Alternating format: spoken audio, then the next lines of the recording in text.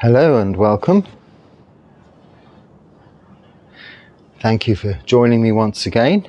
We'll continue straight on with your comments and questions. And once again, thank you for those, a valuable contribution to what we talk about here as we explore our own practice and the Dharma in general. The practice of Buddhism, Sila, Samadhi, Panya, moral virtue, adherence to a code of conduct, Samadhi, focused attention on a single point, concentration, meditation, in other words. Meditation is not contemplation or investigation. There is that. It is another part of our practice, as well as reflection. Reflection being an important part of our practice. If we can spend a few minutes, a few moments, possibly towards the end of each day, prior to our final meditation session, before we sleep, if we can do that, if we can manage that, and we all can, go to sleep an hour later and spend that hour usefully, sitting, doing nothing. And before that, reflect on your day and this practice, asking yourself, have I kept 5 precepts? Refrain from killing, stealing, sexual misconduct, lying and taking of intoxicants. And how much throughout this day have I had my mind on what I was doing rather than elsewhere, whether it be thinking about the past or thinking about the future, or simply not paying attention to what is in front of you, your attention distracted by something else. This is often as a result of not being interested in what it is you are doing, what is in front of you. Mara, that personification of our kilesas, greed, hatred and delusion, drags our focus of attention away from the task in hand, what we're doing, into other areas. A pretty light, some nice music, the smell of some food cooking, the warmth of the sun on your skin. All of these things can be enjoyed as a whole, as the surrounding environment you experience. But whilst actively practicing sama sati, right mindfulness, as well as your surroundings, one must be focused on what you are doing in the present moment, here and now, what the experience is, either through seeing, hearing, smelling, tasting, touching. So our conscious awareness, vijnana, as a result of sense contact through this body of ours, this physical body, or with this thinking brain, what as a result of that emotions may arise, they come, and then pass away, go. Liking, disliking, recollection, remembering fondly, or with some aversion, by comparison to past experience. In other words, some form of judgment over the experience we're having. This is taking you once again through distraction, through the power of Mara, that personification of kilesas, our defilements, dragging you away again into areas of judgment through comparison, more thinking. And meditation itself is not thinking. but just accepting the way it is as being just that. When we can let go of all preconceived ideas, comparisons and judgments, we see more clearly the word vipassana, Pali word vipassana, the nature of that experience, its impermanence, unsatisfactoriness, and how it is out of our control. So this is meditation, this is mindfulness, samasati, right mindfulness, samasamadhi, right concentration. Each has its time and its place, but they go together hand in hand like two sides of the same coin, cannot be separated. We develop samadhi to strengthen our powers of mindfulness, and with mindfulness throughout all of our daily activities we strengthen our powers of concentration when sitting and meditating. So, moving on with the first comment and questions here today. Right, let's have a look. When it comes to receiving food, brackets hypothetically, close brackets, let's say that you are allergic to a particular food. Is it appropriate to suggest that you are allergic to that food? What would be your protocol if you found out you were allergic to some foods? Okay, so one is assuming you're staying in a monastery and you're reliant on the offerings of others for your food, your daily food intake. In my case, going on Pindapata, on alms round, into the village and then the town and back again, where people just offer whatever they have to offer and put it in your bowl. We are, by our code of conduct, our Vinaya, not permitted to make specific requests of anyone, ask for what we want. And through experience, it's been established it's very much better not to ever air your preferences. One might say, for instance, air a preference for bananas, and those people who really want to support you will really know this and want to give you bananas. What will happen? You will always end up with a lot of bananas and little else. So we keep noble silence and we walk mindfully. We don't draw attention to ourselves. We walk at a steady pace, not too fast, not too slow. It's better to be walking more quickly than too slowly. It isn't a ritual, it isn't a ceremony, it is a practical way of feeding ourselves, acquiring food for the day. But although we are alms mendicants, therefore beggars, going with an empty bowl and hoping it will be filled, we are not actively asking. So those that know, they see the sight of a samana, will maybe come and inquire if they're not sure what you're up to, in which that's okay. We can say we're just hoping someone will put some food that's ready to eat in our bowl.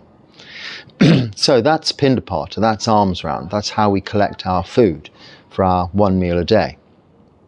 And if you're living in a monastery, similarly, the surplus is all shared out, it all goes into one big pot or onto a table or a bench somewhere in the dana sala, and there it's distributed to the sangha and the monks, the sangha and then the lay visitors visiting. In some monasteries they will make a big point of offering some food offerings to the Buddha first, then the sangha, and then the upasakas, upasikas, lay men and lay women. And at this point, at this juncture, when any food goes in your bowl, you're not going to be on alms round, for instance, eating it all. So if you are allergic to something, you're aware of that, then you just don't eat it. It's simple. You give it to someone else. Now what I will say you have a peanut allergy and you're likely to go into anaphylactic shock. It would be most inadvisable to try and live on alms round in a country like Thailand, for instance, where almost every item of food has some contact or content of peanuts that are going to irritate this peanut allergy. In that case, you cannot be a monk that is an alms mendicant, reliant solely on the generosity of others for your food. This is the nature of your health, your condition. You would be forever using your EpiPen or whatever and putting yourself in harm's way. You would be making it unseemly and awkward for people if you were to say, I have a peanut allergy, and if you accidentally even give me some rice that's been in contact with peanuts which have been cut in or prepared in the same kitchen, I might die. You're putting that upasaka, that devotee, that practitioner, in a very awkward position. They might kill you. Them knowing that means that they're aware of your condition. So we're not wanting to be a burden on society. We want it to be easy for them. So you just, in that case, collect everything, and then if you have an allergy of such, take it all out of your bowl, wash your bowl, and you would need to be living in a relatively large monastic community, a monastery, if you were allowed to, and they'd accept you, knowing your condition, and they would be supportive of that and make sure that they find packeted food, that's often the case is offered, that has its full ingredients written on the packet. But no, in answer to your question, it is not appropriate to start suggesting that you're allergic to food and turning down food, even if people put inappropriate food, with the certain few exceptions in our bowl, we oughtn't to refuse it. We're giving people the opportunity to practice generosity. We're not going solely for the benefit of feeding ourselves. And anything we're offered can always be given to others. So the next part of the question, when someone visits you to stay for a few days, do you permit them to reside with you in your kuti, or do you suggest that they stay elsewhere? So I don't normally have visitors coming to stay for a few days. Saying that, people have, but they're just generally coming to the area or to this particular village and staying elsewhere. There is no accommodation here other than my kuti. Now, the specific Vinaya rules for a monk is that if absolutely necessary, a bhikkhu can share for no more than a maximum of 3 nights a room or sleep under the same roof as a lay practitioner. Male in the case of monks and female in the case of nuns. There's certainly no mixing of sexes, as you can understand.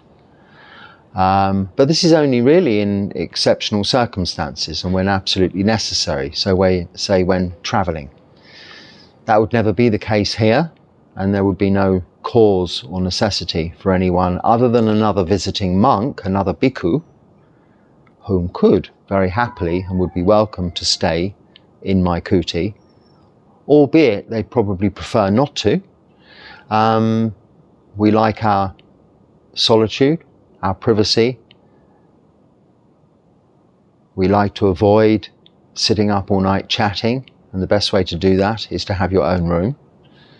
Otherwise it can lead into some long late night chats, as I've experienced. But nevertheless, only those circumstances it would be appropriate. So now we have the meditation hall. If there was a bhikkhu or some bhikkhus staying, they could actually sleep very comfortably just on the floor in the meditation hall. As long as your feet are pointing well away from the Buddha, only your head can face the Buddha Rupa. Not that there's one in there yet, but there will be soon. Then, yes, you can sleep in a temple on the floor, usually around the edges on the walls. They're usually cool and comfortable. Comfortable as floors go anyway. There's plenty of space there, but it's not a dormitory. So you must bear in mind this accommodation that monks are used to, where we're used to samanas, wandering ascetics is not your usual travellers, tourists' choice of accommodation. I'll sleep in a bus stop and consider that a very welcome shelter, whereas most might consider that just somewhere for tramps or homeless people to live. But it's better sometimes than perhaps the open air, if it's raining especially, or if it's particularly hot and sunny in the day, to have the shelter of something. So if you're in cities and towns, that's often a good place. Public transport places are a good place to stay, and they often have toilet facilities nearby. But more preferably, we'd like to be out in rural situations where you can live under the shade of trees, caves, cliff overhangs, empty buildings, and the like of this. So yes, I mean, the last people that came to stay, my eldest son was here for a month or so. He stayed in accommodation, this is the meditation hall, just there. You can't see, but it's about 3 or 4 meters to the back door, steps and the back door. This, where the camera is facing me, so in front of me, I'm probably not describing this well, is my kuti, yes? Across the track and behind a row of some trees, some sort of woodland and a wall, there is a guest house, very small, some very quiet rooms there. So my son, for his first part of his stay here in Bentota or in Sri Lanka, he stayed in one of the rooms there. It wasn't expensive, but he arranged that and paid for that accommodation. But it has air conditioning and ensuite facilities and proper beds and all of this. And there's plenty of rooms there. And then just between here and the beach, the sea itself, is the other guest house owned by the owners of this land. And that is where you might, if you go back a couple of years now for the videos, maybe 18 months, is where I first stayed when I came to this part of Bentota, when this particular kuti was just an old building and had to be refurbished and made habitable for me.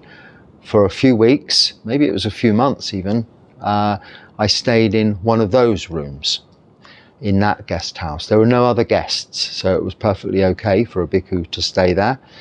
They're very beautiful, comfortable rooms, and they allowed me to stay there for free whilst they were completing this kuti for me. So I had a little luxurious, a bit of luxurious living for a short while in that place with an ocean view, a fan, electric light, and it even had a shower, an ensuite toilet and shower. So yes, very luxurious. So there's plenty of accommodation like that around, but it's not a monastery. This is just a place where I'm living, where I'm staying. So it's not a monastery, it's not a temple. There are monasteries and temples, but whether or not they're open to lay visitors, the ones locally here, I'm not sure. I don't think so. So I hope that answers your question. Okay, this is so this is kind of two questions or two comments, but I've highlighted some bits, so I'll read all the highlights from the two together and hope it makes sense. In November 1980, I had my first enlightenment experience, and in January 1981, I repeated it. So I knew it was not a one-off, but the demands of life and the distance to monasteries was impossible. And then the next comment, it goes on to say, past decisions, so this is also past decisions, have left me with wife and children, and my wife is disabled. It is too cliché and a grotesque absence of mercy to leave her. And then it says, no one is interested in my enlightenment. Okay. So on that last point, why should they be? Why should anyone be interested in your enlightenment? Isn't that just self? You wanting to tell everybody of your experience? Keep it to yourself. It is your experience of your practice. And then going back to your 1980 and 1981 experiences of enlightenment, after those experiences, the demands of life and the distance to a monastery was impossible. Your practice is not impossible, it can continue. The demands of life are samsara. They continue whether you're living in a monastery, in some form or of another, with duties or associations and relationships with other people. Even if you ordain, you have sangha relationships and relationships with lay practitioners. Samsara is inescapable whilst we are in this human form, or in any form within the realms of samsara, other than through enlightenment. So with two enlightenment experiences, these aspects of samsara should not be a problem to you. Other than that, they're just phenomena, phenomenal experiences as a result of meditation that, yes, were wonderful and marvelous, and then experienced again in 1981, a few months later, when you had the similar phenomenal and wonderful experience in meditation, maybe a trance state form of meditation, but not what we're talking about here in terms of the path to enlightenment, the establishment of absolute confidence in the Four Noble Truths, the Dharma, the teachings of the Buddha, the abandonment of rites and rituals, and the complete acceptance that there is no self, Sakkaya Ditthi, the abandonment of that personality view for right view, the view of understanding that karma, our actions, have consequences, that there is rebirth as a result of those actions if we don't let go of our grasp to aspects of this existence in samsara through not recognizing the characteristics of existence: anicca, dukkha, anatta, impermanence, unsatisfactoriness, and not self. So this is not self, the fundamental key aspect and understanding of the first stage of enlightenment. So I'm thinking that perhaps those experiences you have, however good they were, and what are we talking about, 40 years ago, over 40 years ago now, were not really enlightenment, but an experience nonetheless. Your situation now, all of our situations wherever we may be, are similarly different but similarly all parts of samsara, and as a result of causes and conditions we've put in place, which you say, yes, as a result and previous decisions, you say, left me with a wife and children. Well, you might be better off saying you've been blessed with that relationship, blessed with a wife and children. Isn't it nice? Not left with, like a burden. You're blessed with those. And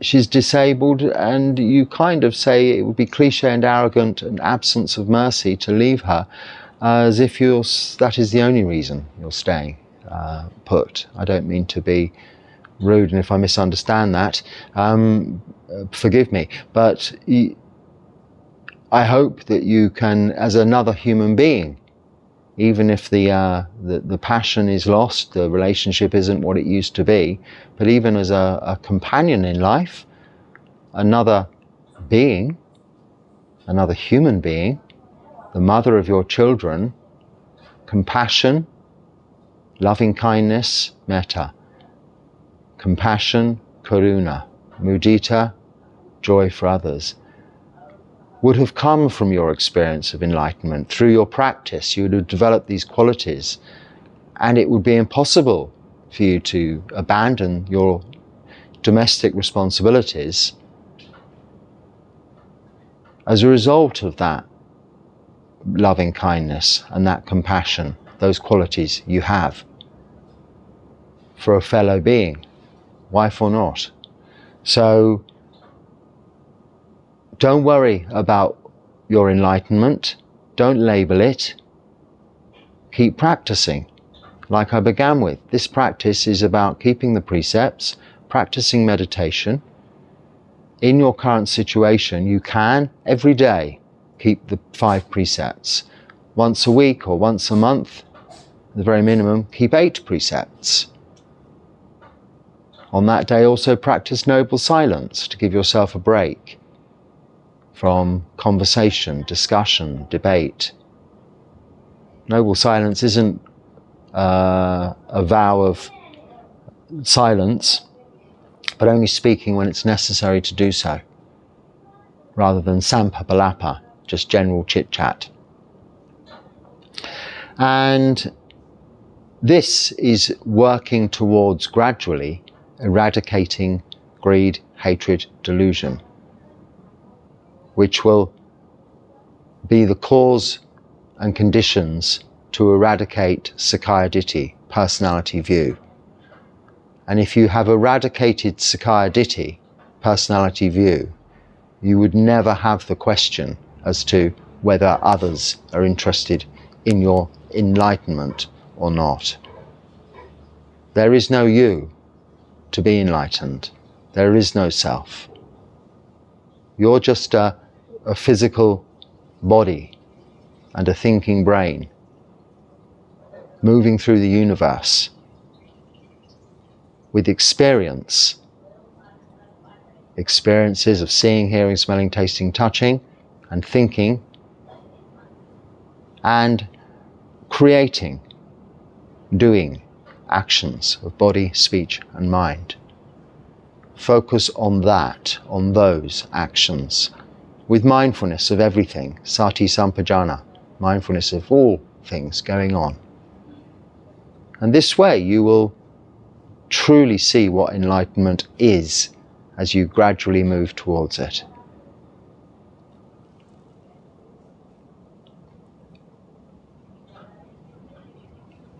How should I sit so my legs don't go numb and can go deeper into meditation? So don't sit like I've just been sitting for the last 10 minutes, because if you notice, I'm leaning forward a little bit. Now, I've noticed whilst talking to you, I'm sitting in my normal meditation posture with my right foot on my left thigh. My legs are not crossed. This is the mistake people make. They sit with their legs crossed, like at school, on the floor. Ankles crossed, calves crossed, or even thighs or knees crossed, I don't know. Your right foot rests gently on your left thigh. If you're in the full lotus, your left foot on your right thigh, your right foot on your left thigh. But most people can't sit like that. And most people for meditation for a long time prefer, as I do, to sit in the half lotus, such as this. My knees are firmly on the floor, as is my bottom, firmly on the floor. A flat concrete surface, albeit but this thin piece of cloth. And if I'm sitting completely upright, thus, with my ears in line with my shoulders in line with my elbows in line with my hips, my back is straight. Tuck your chin slightly in, like this, and then nothing can go numb, because no pressure points are created in the flesh to create numbness. But, as I've been doing, when I'm reading here, or I think it's our natural tendency with body language to move a little bit openly towards whom we're speaking to, as I'm doing there, albeit you're just a camera. It doesn't feel like that. It's like talking to you, an individual. Otherwise I'd feel silly sitting here talking to a camera. So I feel I'm talking to someone, and I'm leaning forward a little, and just that slight movement, leaning forward like that, very often the lower leg underneath my right leg, not crossed but underneath, does get compressed a little and does go numb. So sometimes at the end of the talk I go to get up and one of my left leg has gone numb. But it doesn't bother me, but I have to wait a moment, a few seconds, for it to come back to normal before I can stand. Otherwise I might, fall, trip, sprain my ankle, I don't know. But it's only because I'm not quite upright, you see. So if you're leaning one way or the other, this is what's causing it. So give absolute mindfulness and awareness to your posture. Get it right. If you can't sit like this, it's okay. Just sit on the floor. Sit on a chair or on a stool. A wall like this is good. Visitors that talk to me on the veranda who don't want to sit on the floor sit on this wall, and I sit on a chair. But when I sit on the chair, it's got no arms. I don't lean back. I sit like this, whether I'm on a chair, on this wall, on a table, on the floor. It makes no difference. As long as I've got a flat surface, I can sit anywhere. So if you can learn to be able to sit like this, then you can meditate anywhere. You don't need to carry with you to your meditation retreat all this equipment that so many people carry around, zafus and folding wooden benches and all kinds of equipment that's really not necessary. The Buddha sat on a piece of grass for his, a grass mat for his enlightenment. It's enough. But that was because he was on the roots of a tree. But if you've got nice, firm, concrete floors or surfaces, carpets probably in the West, in your flats or houses, or wooden floors, just sit on the floor. If you want a piece of cloth between you and the surface to protect it from you or you from it, then that's okay. That's all you need. And I was in my 40s before I ever could sit on the floor. Prior to that, I hadn't sat on the floor since school, and subsequently been in comfortable chairs all my life. So it was very difficult, but I had no choice. I wanted to live in monasteries in Thailand. Everyone just sits on the floor there. They may have one or two chairs for very old people, but even most of those would only use those sat right at the back, hidden away. Most people sat on the floor. So I didn't want to be the cumbersome, clumsy oaf of a Westerner plodding around noisily in the peaceful, quiet tranquility of a meditation hall, trying to find something to sit on or prop myself up. So I had to grin and bear it, and you shouldn't do that. You can do yourself damage. I was fortunate enough not to do so, survived it, and now I can only ever sit on the floor. I find sitting in comfortable chairs very uncomfortable. Difficult here because all the monks like to sit in chairs, all the people like to sit in chairs, and I've had to give it a lot of consideration how to make the meditation hall so that we don't offend anybody in that sense as to where monks sit, where lay people sit, and following monastic etiquette in that respect was a little complicated, but I think we've succeeded, as I hope you'll see shortly when our talks, maybe from next week, will start to come from there, the Samadhi Sala meditation hall. Because now the kuti will be just that, the kuti, and the Samadhi Sala will be where we will meet in the future for a multitude of additional purposes in the future also, I hope.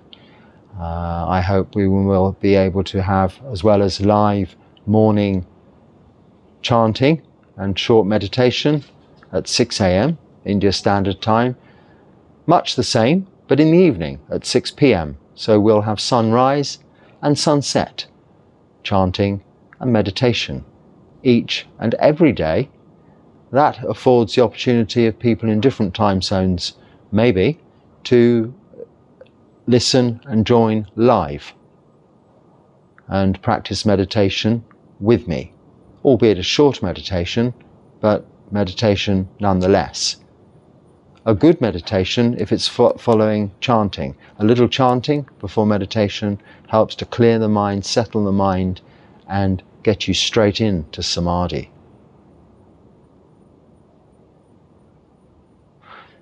That's all to come. These questions and answers, maybe with some real people in there, you're real people too, but live participants if visiting, but only with their permission. Maybe there'll be that, and our normal Dharma talks, as well as Uposatha Day, full moon and new moon. We'll have additional Dharma talks, additional maybe chanting sessions, and indeed Tisadana Panchasila, taking refuge in the Triple Gem and the 5 precepts. Whether people coming to take that live themselves, or I will just go through the ceremony, the process on those days, extending it to 8 precepts on Upasathas, and allow the space between my chanting part for you to repeat in your minds quietly or say out loud at home your part from the chanting book. So that's all to come in due course.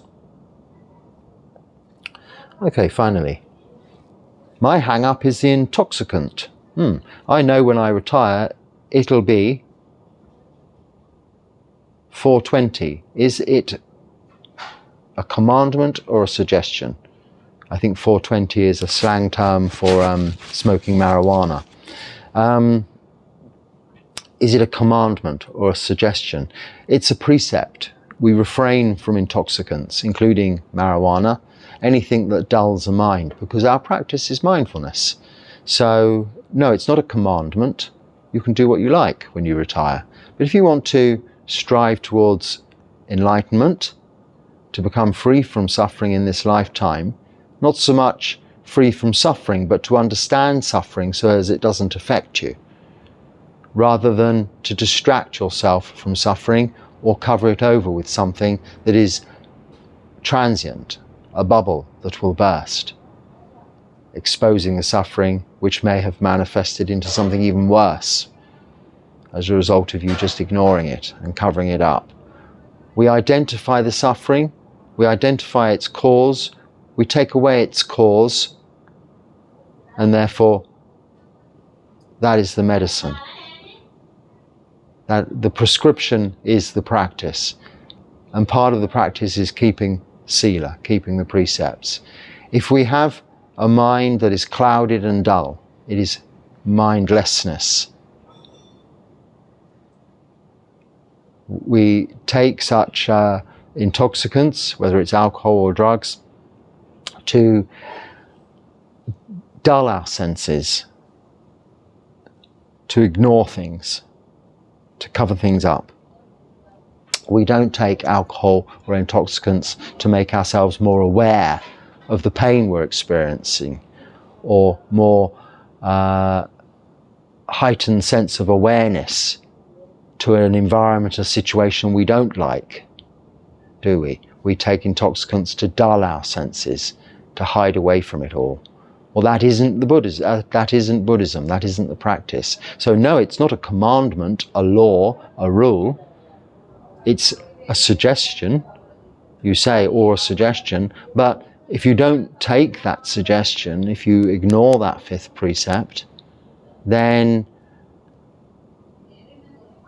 your practice will go no further than, yes, you're keeping precepts, this is good, you're refraining from killing, stealing, sexual misconduct and lying, but depending on your nature and the intoxicants, there is more likelihood that you can transgress those other precepts also as a result of those intoxicants.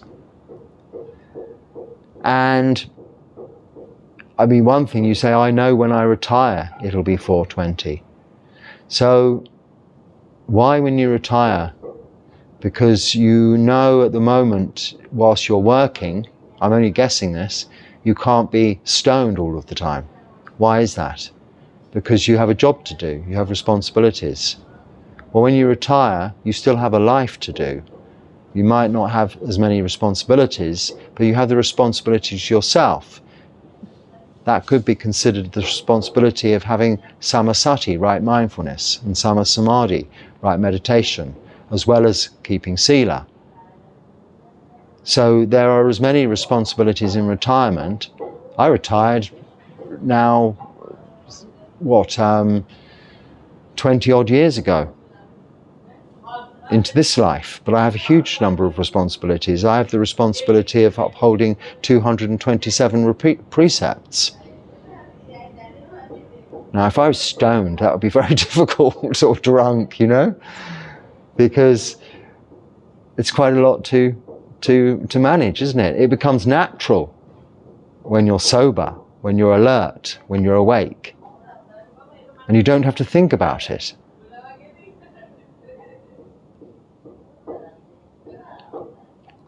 So bear that in mind. But it's your choice. It's not a commandment. You mightn't necessarily go to the hell realms. You're not going to go to hell, like, breaking a commandment. You have heaven and hell and so on and so forth. It doesn't work like that. It's karma. Is your actions are the causes and conditions for the consequences. You'll reap what you sow. But you won't be able to become free from suffering and free from future rebirth. That is, even attain to the first stage of enlightenment, or even enjoy really wonderful meditation, which is far more not only beneficial but far more enjoyable than any intoxicants anyway, if you are intoxicated. So on that note, I don't know whether you can hear in the background, there's all sorts of action going on here for something that people are preparing for in the background. I'm not sure what. Probably a good time to bring this talk to a close. Until next time, thank you for joining me. If there's something useful there, please use it. If not, then just let it go and don't let it bother you. In the meantime, be happy and stay well. Sukhi Hotu.